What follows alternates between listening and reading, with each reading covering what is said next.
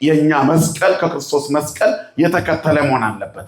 መስቀሉና መስቀላችን ከተራራቀ ዋጋ የለውም። ክርስትናችንና ክርስቶስ መራራቅ የለበትም። በስሙ እየተጠራን ከሰይጣን ጋር የምንኖር መሆን የለብንም።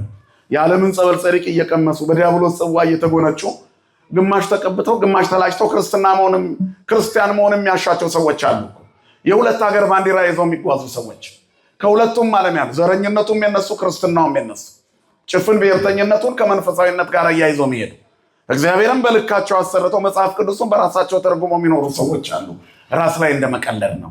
መስቀል ጥረት ያለ ሸክም ነው። ስንይዘው ለጊዜው ከባድ ይመስላል፣ ግን አሸካሚያችን ከባድ ቢያስመስለውም ከኛ ጋር የሚሸከም አብሮን የማይለየን ግን ያቀልልናል። አንዱ ስለ ሁሉ ምን ሆነ? ተሰቀለ።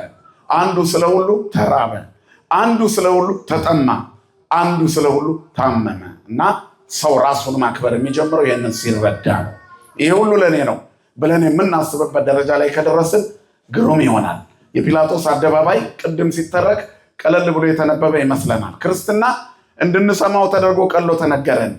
ቀሎ ስለተነገረን ግን ዋጋ የተከፈለበትን መንገድ አቅልነን እንድናየው አልተፈቀደልንም። ምክንያቱም ምስጢሩ ታላቅ ነውና።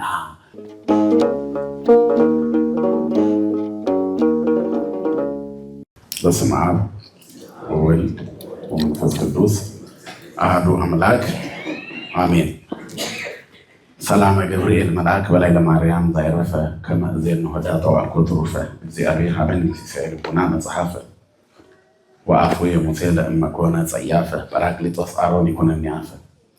ቅዱሱን ወንጌል ታላቁን የምስራች የትውልዱን ብስራት ወደ እመቤታችን የመጣውን የገብርኤልን መልእክት አምልቼና አስፍቼ ሳይሆን በጎልዳፋ አንደበቴ እንድመሰክር መንፈስ ቅዱስ ለእኔ አፍ ለሁላችንም ሰሚ ጆሮ አስተዋይ ልቦና ይሁን። በልዩ ልዩ አገልግሎት በዚህ መቅደስ ያላችሁ ከሩቅም ከቅርብም ተሰብስባችሁ የእግዚአብሔርን ድምፅ ለመስማት ከመድኃኔዓለም በረከት ለማግኘት እዚህ የተገኛችሁ ኦርቶዶክሳውያን ክርስቲያኖች እስከ ሞት ድረስ በወደደን በመድኃኒታችን በኢየሱስ ክርስቶስ ፍጹም ፍቅር እንደምን አደራችሁ? እንደምን አረፈዳችሁ? እንደምን ቆያችሁ? የአባቶቻችን አምላክ ልዑል እግዚአብሔር ስሙ ለዘላለም የተመሰገነ ይሁን። ቅድስተ ቅዱሳን ንጽሕተ ንጹሐን ሳሊተ ምሕረት አቁራሪተ መዓት እናታችን ድንግል ማርያም ስለ አማላጅነቷ ስለ እናትነቷ ስሟ ለዘላለም የተመሰገነ ይሁን። ቅዱሳን መላእክት፣ ጻድቃን፣ ሰማዕታት ሁሉ እንደየክብራቸውና እንደየሞገሳቸው ክብርና ምስጋና ይድረሳቸው። እንደ እግዚአብሔር ፈቃድ ለአጭር ደቂቃ የምንማማርበት የትምህርታችን ርዕስ መስቀሉና መስቀላችን የሚል ይሆናል። የጌታ መስቀልና የኛ መስቀል፣ የራሳችንን መስቀል እዛው ቀራንዮ አካባቢ እናገኘዋለን። የጌታ መስቀል እዛው ቀራንዮ ነው ያለው። ክርስቲያኖች ሕይወታቸው ቀራንዮ አካባቢ የሚያንዣብብ ነው መሆን ያለበት። በሕይወታችን ውስጥ ሁል ጊዜ በምድር ላይ ስንኖር ውሏችን ቀራንዮ ነው። ከዚያ በኋላ ነው ተሻግረን የምንኖረው። ክርስቲያኖች ይህ ዓለም ለጊዜው የሚታዩበት እንጂ ለዘላለም የሚያኖራቸው ዓለም ላይ አይደለም ያሉት። የሰው ልጅ መቼም በከንቱ ይለፋል። ከፍተኛውን ዋጋ ለሚያልፈውና ለሚረክሰው፣ ረግጦት ለሚሄደው፣ ትቶት ለሚሄደው፣ ለሚራገፍበት ዓለም ዋጋ ይከፍላል እንጂ ትልቁ ዋጋ የሚከፈልበትና ዋጋም ተከፍሎበት እሱ የተዋጀበት ሕይወቱ ተሻግሮ የሚኖርበት ማንነቱ ነው። በዚህ ዓለም ላይ ለጊዜው ነው የምንቆየው። ለዚህ ነው መጽሐፍ ዓለሙን አትውደዱት፣ ዓለሙና ምኞቱ ያልፋል ብሎ የሚነግረን ለዚህ ነው። ግን የሚያልፈው ብዙዎቻችንን እኛን እያሳለፈን ተቸግረናል። በዚህም ምክንያት ይመስለኛል በአብዛኛው ወደ እግዚአብሔር ቤት የሚመጡት እግሮቻችን ተስፋ የቆረጡ ሲሆኑ ወይንም እጦት ሲያጋጥማቸው የድንጋጤ ሲገጥማቸው ነው ሰዎች ወደ እግዚአብሔር ጋር ጠጋ የሚሉ። ትንሽ የተመቻቸው ሲመስሉ ይርቃሉ። ግን ወደድንም ጠላንም ዓለም ላይ ለዘላለም ተመችቶን የምንኖር አይደለንም። ሁላችንም መስቀሎች አሉን። በየቤታችን በየራሳችን በሕይወታችን በኑሯችን እንድንሸከመው የተሰጠን መስቀል አለ። ምክንያቱም የክርስትና ሕይወት የመስቀል ሕይወት ነው። ዓለም ላይ በሃይማኖት ውስጥ ሲኖር ሰው ይፈተናል፣ መብቱ ነው። ግን አለመፈተን መብቱ ነው፣ ግን ውጤቱ ግዴታው ነው። በዓለም ላይ ፈተና መብት ነው፣ ውጤት ግዴታ ነው። እንዳንፈተን ከፈለግን ጭራሹኑ ከትምህርት ቤት ወይንም ከክላስ መውጣት ነው። ይሄ እንደ አንድ ክፍል ቁጠሩት የክርስትናውን ሕይወት። ከዛ ተሻግረው ሁሉም ናቸው ግን የሚያልፉት። በዚያች ቤት ውስጥ የጸኑ አቴንድ ያደረጉ ያልተለዩ በቀራንዮ ዙሪያ አንዣበበው ተሻግረው ነዋሪዎች ናቸው። ሁሉም ያልፋሉ። በዚህ ዓለም ላይ ባለው ትምህርት የሚወድቅና የሚያልፍ አለ። በሃይማኖት ውስጥ ግን መስቀሉ ስር የተሰበሰቡ ሁሉ ይሻገራሉ። ትተው የወጡት እንደነ ይሁዳ ያሉት ደግሞ በዚያው ይቀራሉ። እግዚአብሔር ለብቻ ከመቅረት ይሰውራል። ስለዚህ የክርስትና ሃይማኖት ሁሌም እንደሚባለው ኪዳኑ ጽኑ፣ ተልእኮ ከባድ ነው። ጉዞው ረጅምና በብዙ መልኩ ፈተና ያለበት ስለሆነ በዘንጋታ የምንመለከተው ሳንታጠቅ የምንሰለፍበት አይደለም። ክርስትና ሰልፍ ነው። ክርስትና ብቻ ሳይሆን እኮ ምድር በራሷ የምድር ህይወት ጠቢቡ ሰለሞን እንደሚለው ብርቱ ምንድን ነው ይላል? ሰልፍ ነው።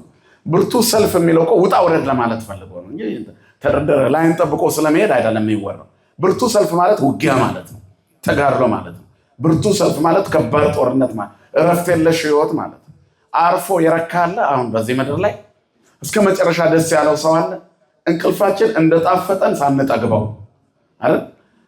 ፍላጎታችን የመብላት ፍላጎታችን እንደተመኘ ነው በደንብ ሳንረካበት። ጠምቶኛል ብሎ ውሃ ጠጥቶ የሚረካ የለም። ምግብም በቅቶት ይቆማል እንጂ ከዚህ በኋላ በቃኝ ብለን የደመደምንበት የህይወት አጋጣሚ የለም። ስለዚህ በቃኝ በማይበልበት ዓለም ላይ ስላለን እኛ ራሳችን ቀድመን በቃኝ ማለት አለብን። ማለት ዓለም በቃኝ፣ ኃጢአት በቃኝ፣ ክህደት በቃኝ፣ ዘረኝነት በቃኝ፣ ምቀኝነት በቃኝ፣ ያንንም ማማት በቃኝ፣ ከዚህም ከዛም ጋር እንደ መርዘኛ ውሻ መናከስ በቃኝ ለማለት እግዚአብሔር ሁላችንን ያብቃን። ስለዚህ ለበቃኝ ራስን ማየት የምንሸከመውን መስቀል በትክክል መያዝ ያስፈልጋል ማለት ነው እና በቀራንዮ አካባቢ ያለውን ክስተት ሁል ጊዜ ቢነገር የማይጠገበው እኛ የተዋጀለበት ህይወት ዛሬም በቅዳሴውም በዮሐንስ አፈወርቅ ቅዳሴም በወንጌሉ በቅዳሴው መካከል በተነበበው በክቡሩ ወንጌልም ይህንኑ ነው ያየነው። ቤተክርስቲያን ቅዳሴዋ ወንጌል ነው፣ ሰዓታቱ ወንጌል ነው፣ ማህሌቱ ወንጌል ነው። መጽሐፍ ቅዱስን አታውቅም የሚሏት ሰዎች ስለማያውቋት ነው እንጂ ቤተክርስቲያን መጽሐፍ ቅዱሱን ትቀድሰዋለች፣ ማህሌት አድርጋ ትቆመዋለች፣ ሰዓታት አድርጋ ትማጸንበታለች፣ ዝማሬ አድርጋ ትዘምረዋለች፣ ትኖርበታለች። እኛም በቅዱሱ መጽሐፍ እንድንኖር እግዚአብሔር ይርዳን። ስለዚህ ቀራንዮን ዙሪያውን ስንስለው ከመነሻችን ጀምሮ ካየነው አንዱ ስለ ሁሉ ሞተ የሚለው መልእክት የሁላችንንም ታሪክ ፈርሞ ይጨርሳል። በደም የተዋጀ በደም የተገዛ ማንነት ያለን ዋጋ የተከፈለብን የሚጠፋ ወርቅና ብር ሳይሆን ክቡር የሆነ የእግዚአብሔር ልጅ ደም ለኛ የፈሰሰልን ዋጋ ያለን ሰዎች ነን። ሰው ለራሱ ክብር የሚሰጠው ራሱን ማየት ሲጀምር ነው። ክርስትና ራስን ከማየት ይጀምራል። ራስን ለማየት ደግሞ እኔ ማን ነኝ፣ መነሻዬ የት ነው ብለን ካሰብን ጥንተ ተፈጥሯችን ውድቀት ያጋጠመው፣ ሐዲሱ ተፈጥሯችን ደግሞ የሚደነቅ ዓለምን ያስደነቀ ፍቅር የገነባው ማንነት ያለንን ማለት ነው። በተገነባ የፍቅር ውስጥ የሚኖር ሰው በጥላቻ ካለ ከዚህ ካለው ከክርስትናው ክልል ወጥቷል ማለት ነው። ስንወጣ እንስታለን፣ ስንወጣ እንበላሻለን፣ ስንወጣ እንሻገታለን፣ ስንወጣ እንከረፋለን፣ ስንወጣ እንሞታለን። እግዚአብሔር ከሞት ሁላችንን የሚጠብቀን። ስለዚህ ቆሞ ራስን ማየት ማለት ነው እና ዛሬ የተነበበው ወንጌል ራሳችንን የምናይበት ክፍል ነው። ወሰዱና የሕይወትን ጌታ በሞት መስቀል ላይ ሰቀሉት ይለናል። ልንሞት የሚገባን እኛ፣ ልንራቆት የሚገባን እኛ፣ ልንታረዝ የሚገባን እኛ፣ ልንገረፍ የሚገባን እኛ፣ ልንቆስል የሚገባን እኛ ነበርን። ያንን ሁሉ ዋጋ ሊከፍልልን እግዚአብሔር ወደዚህ ዓለም መጣ። በረከታቸው ይደርብን። ብፁዕ አቡነ ጎርጎርዮስ እግዚአብሔር ሰው የሆነው ሰው ሲያጣ ነው ይላሉ። የሚተካ ሰውነት ስለጠፋ፣ ዋጋ የሚከፍል ሰውነት ስለጠፋ፣ የሚከፍለው አካል ሰው መሆን ስላለበት አንዱ የሁሉንም ዋጋ ሊከፍል፣ አንዱ የማይተካው እርሱ ሞትን ሞተ፣ ስለ ሁሉ ሞተ ብሎ አንዱ የሚለው ቃል ከመካከል ካለው አንድ ተብሎ የሚጠቀስ አይደለም። ብቸኛው የአብ የባህሪ ብቸኛ ልጁ ነው።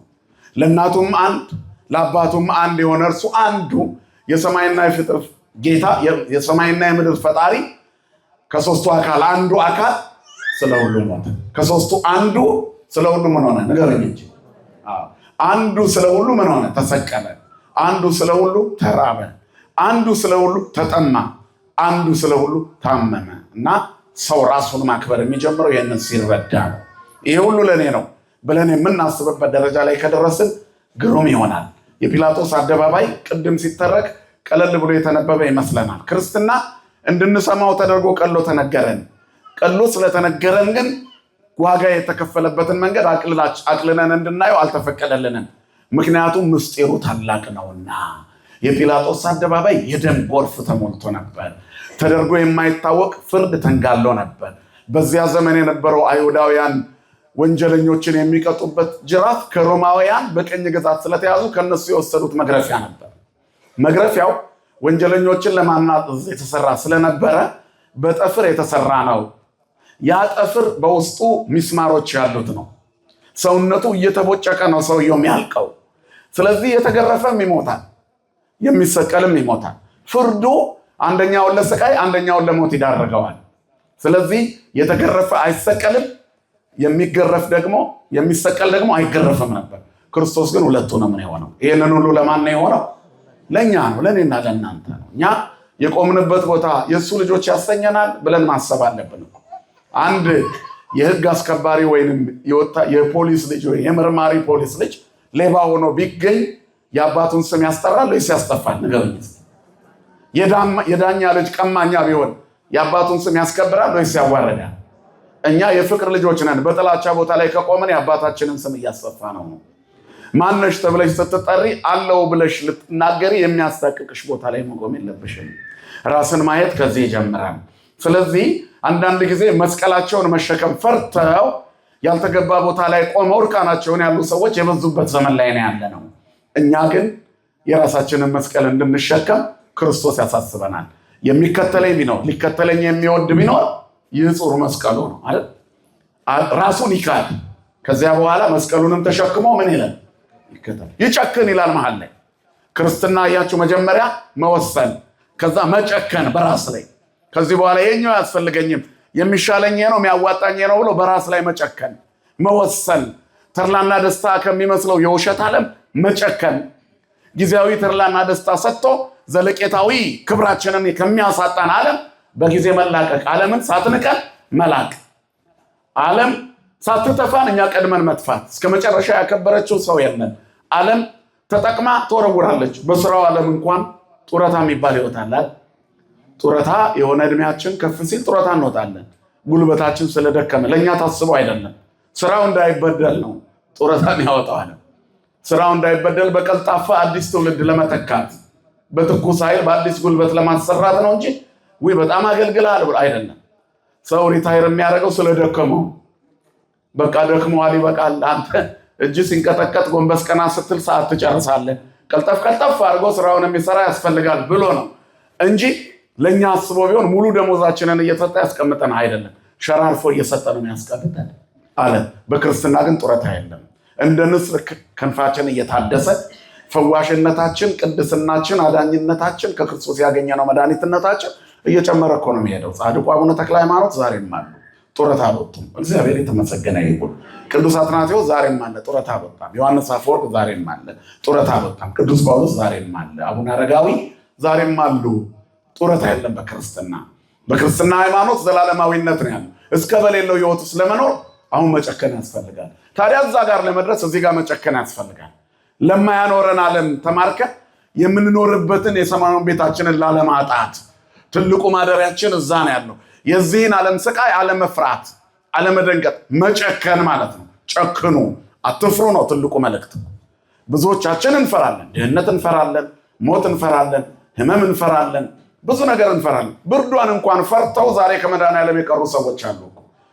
አካባቢው ለአየሩ የሚስማማ ልብስ በየሱቁ ተንጠልጥሎ ባለበት በዚህ ክርስትና ግን ራቁትም ቢሆን ለእግዚአብሔር ራስን መስጠት ነው። ምክንያቱም አልባሻችን፣ ክብራችን፣ የማይቀደደው ልብሳችን ማን ስለሆነ? ክርስቶስ ኢየሱስ ስለሆነ ስሙ የተመሰገነ ይሁን። ልበስዎ ለእግዚእነ ኢየሱስ ክርስቶስ ወኢትሐልዩ ፍትወተ ሥጋክሙ።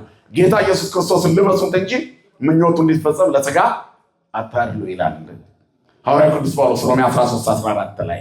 ክርስቶስን መልበስ ማለት መጨከን ማለት ነው። የዓለም ልብስ አያስፈልገኝም ማለት ነው። የዓለምን እሳት መሞቅ ማቆም ነው። ቀራንዮ አካባቢ ባለው ክስተት ጌታ በተያዘ ጊዜ ርቆ ይከተል የነበረው ጴጥሮስ የዓለምን እሳት እየሞቀ በሊቀ ካህናቱ ግቢ ስለ ጌታ ሲነገር ምንድን ነው ያለው? ሰውየውን ንገሩኝ እንጂ የእግዚአብሔር ልጅ ነህ ባለበት አፉ ሰውየውን ዓለም በጣም ነው የምታስተው። ጣፋጭ ነገር ታጎርሳለች። በሽታ የሚሆን ጣፋጭ ነገር፣ ክህደት የሚሆን ጣፋጭ ነገር፣ እርቃን የሚያስቀር ጣፋጭ ነገር አንተ ክርስቶስ ወልደ እግዚአብሔር ሕያው ብሎ ሰዎች ሁሉ ክርስቶስ ኢየሱስ በፊልጶስ ቄሳርያ መነ ይብሉኒ ሰብ ለወልደ እጓለ እመሕያው፣ እኔን ወልደ እጓለ እመሕያውን ሰዎች ማን ይሉኛል ብሎ ጠይቋቸው ነበር። ቦ እለ ይብሉከ ዮሐንስ መጥምቀ ኤልያስ እያሉ ተናገሩ። ሙሴም የሚሉ አሉ፣ ኤርምያስም የሚሉ አሉ። አንትሙኬ አንትሙሰኬ መነ ትብሉኒ፣ እናንተስ ማን ትሉኛላችሁ? የዋልኩበት እየዋላችሁ ያደርኩበት እያደራችሁ ማን ትሉኛላችሁ? ሁሉም ዝም ባሉ ጊዜ አንተ የሕያው እግዚአብሔር ልጅ ክርስቶስ ነህ። ይከሰተ ለከስ ሥጋ ወደም አላ መንፈስ አብ ዘውስተ ሰማያት፣ የአባቴ መንፈስ በሰማያት ያለው ገለጠልህ። እግዚአብሔር ስለራሱ ሲነገር ደስ ያለው ቦታ ይላሉ የነገረ መለኮት ሊቃውንት። ደስ ያለው ከንቱ ውዳሴን ተመኝቶ ፍሽቶ አይደለም፣ ባህሪው የሚያመሰግነው አምላክ ነውና። ነገር ግን ማንነቱን አውቆ የሚያመልከው ትውልድ ሲያገኝ እግዚአብሔር ደስ አለው። ልጆቼ በእውነት እንዲሄዱ ከማየት የሚበልጥ ደስታ የለኝም ተብሎ እንደተጻፈ የእግዚአብሔር ደስታው የኛ በእውነት መሄድ እኮ። ሳምራዊቷን ሴት በውሃ ጉድጓድ አጠገብ አቁሞ የዘረኝነት አሸንክታቧን ካራገፈላት በኋላ እንስራዋን ጥላ ሄዳ ንዑ ከመ ትርአዩ ብእሴተ ነገረኒ ኩሎ ዘገበርኩ እንዳይል እመውቱ ክርስቶስ፣ የክርስቶስ የሆነ እንጃ ያደረግኩትን ሁሉ የነገረኝን ክርስቶስን እሱን ታዩ ዘንድ ልንገራችሁ፣ እሱ ክርስቶስ ይሆን ብላ ነበር። ያቺ ሴት አናግራው ከሄደች በኋላ ምግብ እንዲገዙ የላቃቸው ደቀ መዛሙርት ሲመለሱ ብላ ሲሉት እናንተ የማታውቁት ምግብ እኔ በልቻለሁ፣ አባቴ ያዘጋጀልኛል። አባቱ ያዘጋጀለት ምግብ ልጁ እኛን ወደ ሕይወት በመመለስ መርካት ነው። ስሙ የተመሰገነ ይሁን። ተጠማው ቢል እኛን ፍቅር፣ ተራብኩ ቢል እኛን ፍቅር፣ ቢታረዝ እኛን ሊያለብሰን፣ መከራ ቢቀበል እኛን ከመከራ ሊያድነን፣ ቢቆስልልን ሳያቆስለን በፍቅሩ ሊማርከን ስሙ የተመሰገነ ይሁን። ስለዚህ የእግዚአብሔር ደስታው የኛ ወደ ሕይወት መመለስ ነው፣ የኛ መዳን ነው። ስለዚህ ጴጥሮስ አንተ የሕያው እግዚአብሔር ልጅ ነህ ሲለው ደስ አለው። አንተ ኮክ፣ አንተ አለት ነህ። በዲበ ዛቲ ኮክ አንጻ ለቤተ ክርስቲያን ዋና ቅጻ ሲኦል ይሄይልዋ፣ የሲኦል ልጆች የማያናውጧት አንተ አለት ነህ፣ በአንተ ላይ መቅደሴን እሰራለሁ የተባለለት ጴጥሮስ እሳት እየሞቀ ክርስቶስን ሰውየውን አላውቀውም ማለት ስሙን እንኳን የእግዚአብሔር ልጅ ባለበት አፉ ዓለም ክፉ ናት፣ የዓለምን ጸበል ጸዲቅ ከቀመስን መሳታችን አይቀርም። ክርስቲያኖች በዓለም ሳሉ ከዓለም የተለዩ ናቸው። ክርስቲያን ማለት በዚህ ዓለም ላይ ሲኖር በባህር ላይ ያለች መርከብን ይመስላል። መርከቧ የማትሰጥመው ውሃ እስካልገባባት ድረስ ብቻ ነው። ክርስቲያንም የማይሸነፈው ዓለም ውስጡ ካልገባች ነው። መርከቧ ውሃ ወደ ውስጧ ከገባ ትሰጥማለች አይደለ? የያዘችውን ሁሉ ይዛ ትገባለች። እኛም ዓለም ወደ ውስጣችን ከገባ እንሰጥማለን። የዓለም ባህር ውስጥ ሰጥመን ከክርስቶስ እቅፍ እንለያለን። ዓለም ደግሞ ልክ እንደዚህ ነው። እሳቷን አስቀምጣ ታሞቃለች፣ ልብስ ግን የላትም፣ ጊዜያዊ ነው። ዓለም ምግብ ትሰጣለች፣ እስከ መጨረሻ ግን አታጠግብም። እያስበረደች ታሞቃለች፣ እያቀመሰች ታስጠጋለች። ታቀምስና ምርኮኛ ታደርጋለች። መጨረሻ ላይ አልከስክሳ ትገላለች። እግዚአብሔር ከዚህ ይሰውረን። አንድ ጫት ቃሚ ጫት እንዴት ጀመርክ ብላችሁ ብትጠይቁት በስኳር ነው የጀመረው። በኋላ ግን ገራባውን እንጨቱን ሁሉ አይመረውም። ሲጀምር ግን አጣፍጦ ነው የጀመረው። ቀጥሎ ግን እንጨቱን ሁሉ ሲበላ ይውላል። ከተማረክን በኋላ መረገጫ ነው የምንኖረው። ከእግራችን በታች ከእግሯ በታች ረግጣ ከዛ አዘናግታ ዓለም ትጫወትብናለች። እግዚአብሔር ግን እየደከምን ስንሄድ እንደገና ኃይል እየሆነን ይሄዳል። በመድከማችን የማይተወን በማጣታችን የማይረቀን ሁሉ ጊዜ ከኛ ጋር የሚሆን ከመረጥነው የማንጸጸትበት ምርጫችን እግዚአብሔር ብቻ ነው። ስሙ የተመሰገነ ይሁን። ስለዚህ ዓለምን ስንሞቃት እናጣዋለን። ድንገት ስንቆም አናውቅም እንለዋለን። እናም እሳት እየሞቀ እዚያ ጋር ቆሞ አላውቀውም ማለት ሰውየውን አላውቀውም። ዓለም እንደዚህ ነች። ስለዚህ ዓለምን ከመሞቅ እግዚአብሔር ይሰውረን። እናም እያንዳንዳችን የመወሰን የመጨከን መስቀሉን ለመሸከም መጨከን ይጨክን፣ ራሱን ይካድ፣ መስቀሉንም ተሸክሞ ይከተለን። የክርስቶስ መስቀል መስቀላችንን እንድንሸከም ኃይል የሚሆነን ነው። በክርስቶስ መስቀል ተደግፈን ኃይል እናገኛለን። እግዚአብሔር የተመሰገነ ይሁን። ስለዚህ ሶስቱ መስቀሎችን የምናያቸው እንደዚህ ነው። የእኛም ሕይወት በዚህ ይሰራል። ቀራንዮ አደባባይ ላይ 3 መስቀሎች ተተክለዋል። አንዱ ግን በተንጋደለ ፍቅር ነው። በተንጋደለ ፍቅር ሚዛናዊነቱን ባጣ ፍትህ ነው የቆመው። አንዱ ለእኛ ሁሉ በተሰጠ ልዩ ፍቅር በተንጋደለ ፍትህ፣ ይቅርታ ፍትህ ተንጋዶ ነው የተሰቀለው። ንጹሕ ነው የተሰቀለው። ምንም ያላጠፋ ነው የተሰቀለው። ግን ምን ብሏል? ነፍሴን በፈቃዴ አሳልፌ ልሰጣት ወይንም ልተዋት ስልጣን የማን ነው ብሏል? የኔ ነው ብሏል። ጊዜው ሲደርስ ሁሉም ነገር ይሆናል። አሁን ጊዜው ነው ያዙ ብሏቸው ነው ሄደው። በቀራንዮ አደባባይ ላይ ሲሆን 6666 ግርፋት ተገርፎ ነበር። የጀርባው ላይ ጅራፍ ስጋውን ቦጭቆት ደሙን አፍሶ አጥንቶቹ እስኪቆጠሩ ድረስ ይታይ ነበረ። በዚህ ሁሉ መከራ ውስጥ ታዲያ እሱ የሚያስበው የእኛን ወደ ህይወት መምጣት ነው። መስቀሉ ላይ ሲወጣ ከተናገራቸው ቃላቶች መካከል አንዱ ስሬሎሙ ኦ አባ ስሬሎሙ የሚል ነው። እስመ በዘ ኢያእምሩ ይገብሩ፣ የሚያደርጉትን አያውቁትምና ይቅር በላቸው። በኃጢአታችን በርኩሰታችን በክፋታችን እስከ መስቀል ሞት የዳረግነው ስለ ሁላችን ሊሞት መስቀል ላይ ወጣው። ጨክነው ምራቃቸውን እየተፉበት ስላላወቁ ነው። አባቴ ሆይ ምሬያቸዋለሁ አለ። ለተጠማው ቃሉ ወምጣጤ እያቀረቡለት አባት ሆይ እንዳትቆጥርባቸው አለ። ዓይንን የፈጠረ እርሱ ዓይንን የፈጠረ አያይምን ይላል ዳዊት። ጆሮን የፈጠረ አይሰማምን? ዘተከላው ለእዝን እየሰምዕ ነው ወዘፈጠራሁ ለዓይን እይሬህ ነው ይላል። እግዚአብሔር ዓይንን የፈጠረ ነው፣ ያያል። ጆሮን የተከለ ነው፣ ይሰማል። ዓይኑን አስሮ በጥፌ መታ ማን ነው? ትንቢት ተናገር ይሉት ነበር። የአይሁድ ንጉሥ ብለው ሊሳለቁበት አክሊለ ሦክ ነው አናቱ ላይ ያስቀመጡት። ከዚያ ጭንቅላቱን የበሳው መላ ሰውነቱን በደም ያረሰው ነበረ። ይህንን ሁሉ ያደረገው ለማን ነው ብያቸዋለሁ? ለእኛ ነው። እና ክርስትና የምናጣጥምበት መንገድ ከባድ ነው። ይህንን ፍቅር ለመመገብ መጨከን ያስፈልጋል። ክርስቶስ ኢየሱስ ይህንን ሁሉ ከሆነ በኋላ የትንሣኤው ቀን በተዘጋ ቤት ሲያዩት እሱን የለዩበት ምልክቱ ምንድን ነው? ንገሩኝ። ምንድን ነው? ንገሩኝ። እንደምን አደራችሁ? እስኪ ተነሱና ቆሙ። እስኪ ሁላችሁ እስኪ ብድግ በሉ። አንዴ በቃ ቁጭ በሉ። እሺ፣ እንደምን አደራችሁ? ምንድን ነው ያዩት ምልክት? ንገሩኝ። እግዚአብሔር ይስጥልኝ። በምልክት ያሳየኝ ሰዎች አሉ። የችንካሩን ምልክት ነው ያዩት፣ የቆሰለውን ሰውነቱን። ሰይጣን በአንድ ወቅት እኔ ክርስቶስ ነኝ ብሎ አንዴ በቃ ባታዊ ዘግቶ ሳለ ጸሎት ተሰምቷል እኔ ክርስቶስ ነኝ ብሎ መጣ ሊያስተው፣ ከበዓቱ ሊያስወጣው። ከዛ አየውና አንተ ክርስቶስ ነው የታልቁ ስልህ አለው። ብን ብሎ ጠፋ። ሰይጣን ፎርጅድ ችንካር መሰራት አይችልም። ቁስል ፎርጅድ አይሰራም። እኔ ክርስቶስ ነኝ ብሎ ሊመጣ ይችላል። ችንካር ስሎ ግን መምጣት ይችላል? ነገሩኝ። አይችልም። ችንካሩ የምን ምልክት ስለሆነ ነው?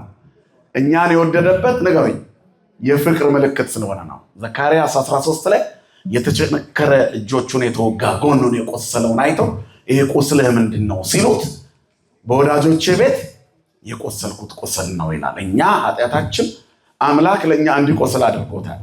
ዳግመኛ በባርነት ቀንበር አትያዙ ማለት ያንን ቁስል የሚቀሰቅስ የተከፈለላችሁን ዋጋ የሚያረክስ ሰውነት አይኖራችሁ። የተሰጣችሁን ትልቅ ፍቅር የማትቀበሉበት የረከሱ እጆች እንዳይኖሯችሁ።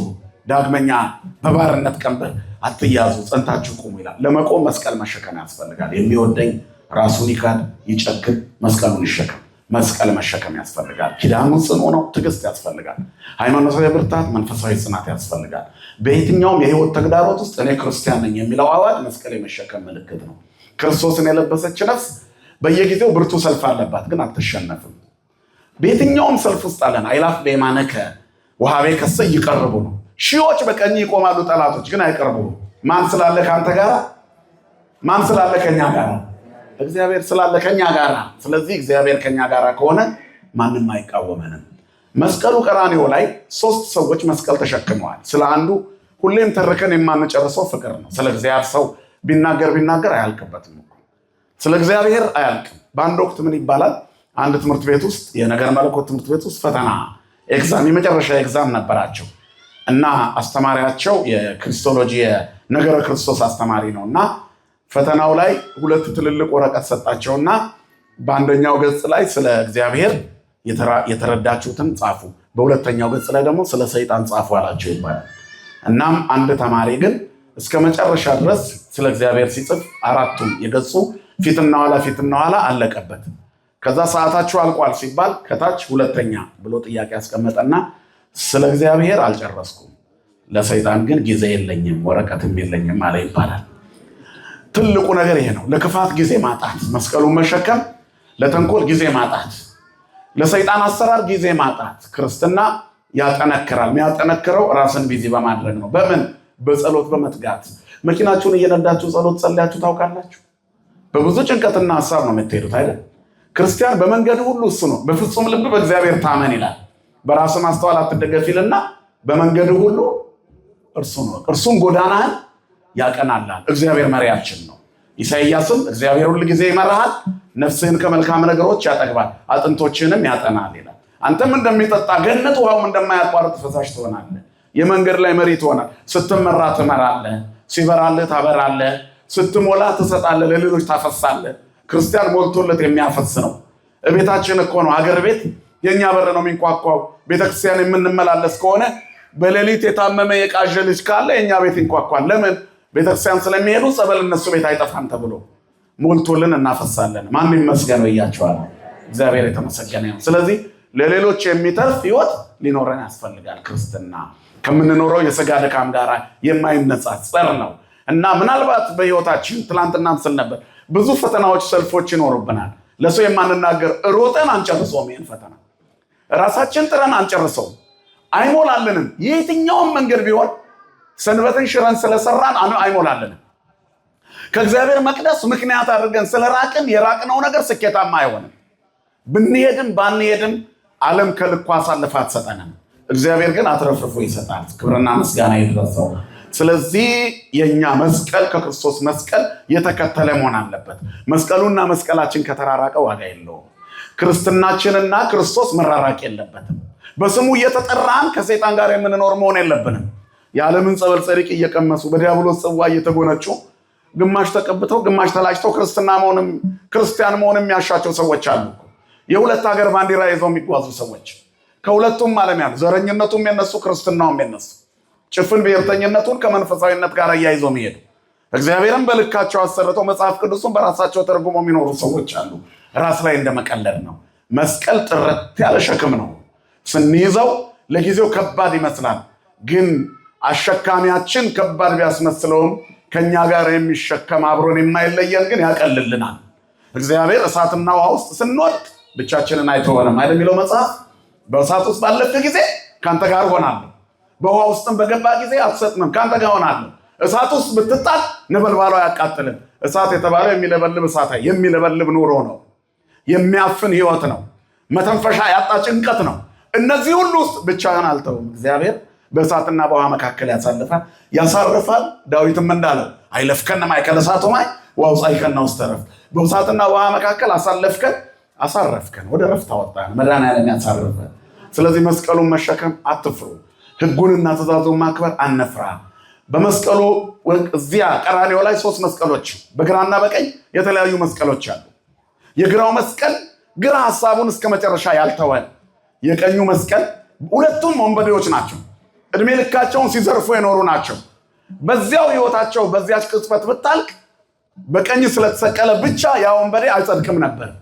እዛ መስቀል ላይ ያለ ግን ንስሐ ገባ። መስቀል ላይ ያለ ድክመቱን አወራ። መስቀል ላይ ያለ መሃል ላይ ያለው መስቀል ህይወት እንደሆነ አመነ።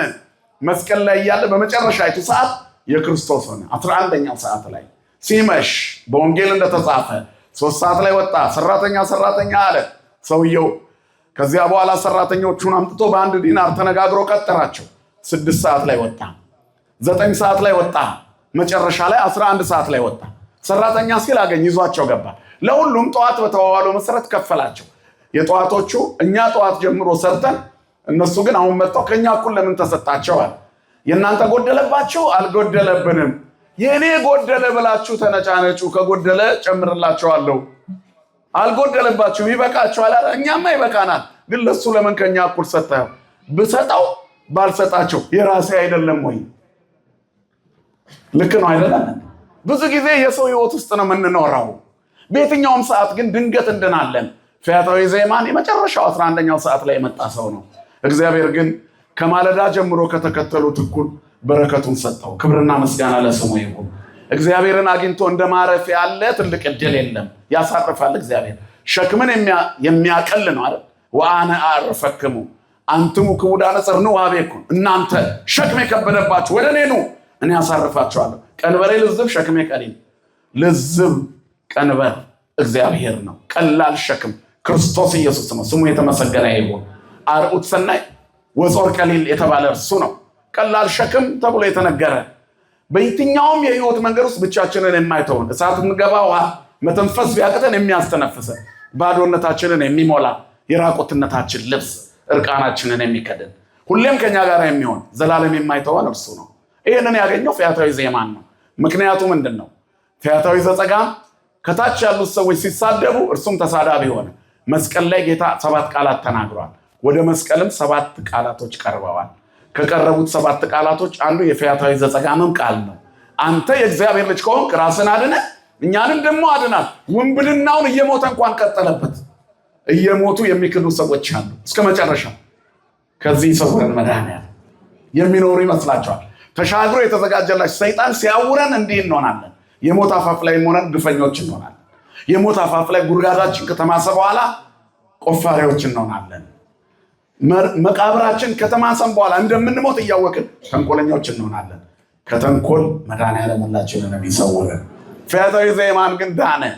የዳነበት መንገድ ይደንቃል። የሚሞት ሰው እንዴት ከሚሞት ሰው ምህረት ይለምናል? የሚሞት ሰው በደም ከተነከረ ሰው እንዴት ህይወትን ይለምናል? ቁስሉን ተሻግሮ ፍቅሩን አየ። ህመሙን ተሻግሮ ፈውሱን አየ። በዛ ውስጥ የሚያገኘውን በጎቹን ሁሉ የሚያይበትን የእረኝነት አይኖቹን ደም እየፈሰሰበት ባለ አይኖቹ ውስጥ እየቆሰለ ተመለከተው። እንዲህ ያለ ብርሃን እግዚአብሔር ለኛ የሚግለጥልን። የኔና የናንተ መስቀልስ እንዴት ነው?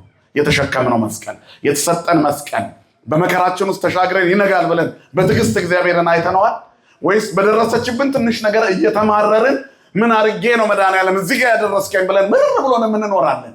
የተሰጠንን ከተቀበልነው ቀላል ሸክም ልዝብ ቀንበር መድኃኒታችን ሸክማችንን ያቀልልናል። እናንተ ሸክማችሁ የከበደ ወደ እኔ ነው ትወዱኛላችሁ፣ መስቀላችሁን ተሸክማችሁ ነው እኔ ያቀልላችኋለሁ። ቀንበሬ ልዝብ ሸክሜ ምንድን ነው አለ ቀሌል። የሚያቀል እግዚአብሔር ወደ ረፍት ያወጣል። ስለዚህ ምን አይነት መስቀል ነው የተሸከምከው? በኑሮ በስራ ቦታ በህይወት በውሎህ እስቲ መስቀሎችን ተመልከታቸው። ለሌሎች ጾር የሆኑ ናቸው። ልዩነት የሚያበዛ ነው።